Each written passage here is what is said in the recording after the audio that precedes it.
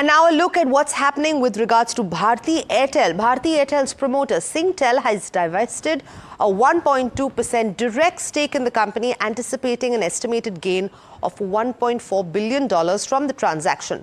The Singapore-based telecom giant holds its stake in Airtel through Pastel Limited and is set to offload approximately 4.76 crore shares as part of this move.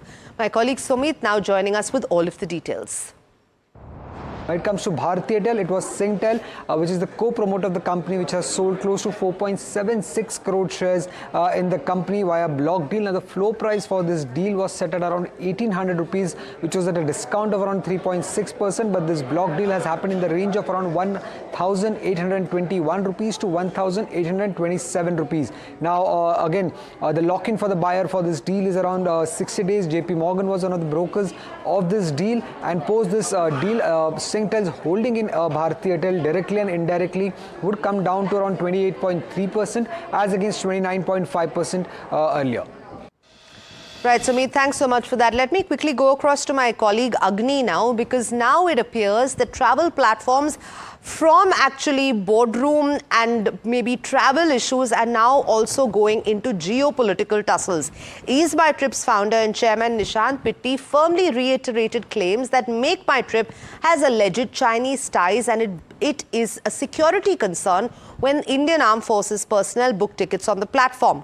Pitti claimed that this competitor's board members have direct ties with China, adding that despite the appointment of a new director, the deep-rooted structure of alleged Chinese-backed influence of the company cannot be ignored. My colleague Agni joining us with more on this.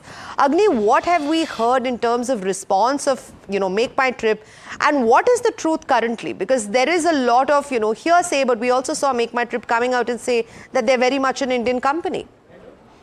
Right. So before we move on to what has been said and what has not been said, let's set some context here. So India and Pakistan are in the middle of geopolitical tensions right now. And China, of course, has always been sort of leaning towards Pakistan. So this is where Pitti's allegations stem from. He says that MakeMyTrip is inside it's a Chinese company, and that Indian Armed Forces booking their tickets on MakeMyTrip have to give their military ID, which again is something that is data stored by the Chinese. So Pitti says that this is a label of this is a national security concern, and he says that the company, 5 out of the 10 board members in the company have Chinese links or ties. Now, MakeMyTrip has dismissed these allegations and called them motivated. It has also said that it is a company built by Indians, which is run by Indians, and millions of Indian travelers also use MakeMyTrip on a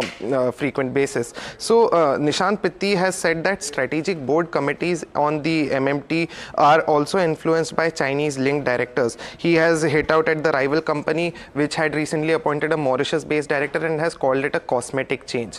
Now, MakeMyTrip, remember, reiterated its position as a strongly Indian company, but it is getting, as Pitti's comments on social media are getting an increasing amount of traction, as he points out these ties to Chinese links. Right, Agni, thanks so much for that. We'll continue tracking the latest in this and bring you all of the developments.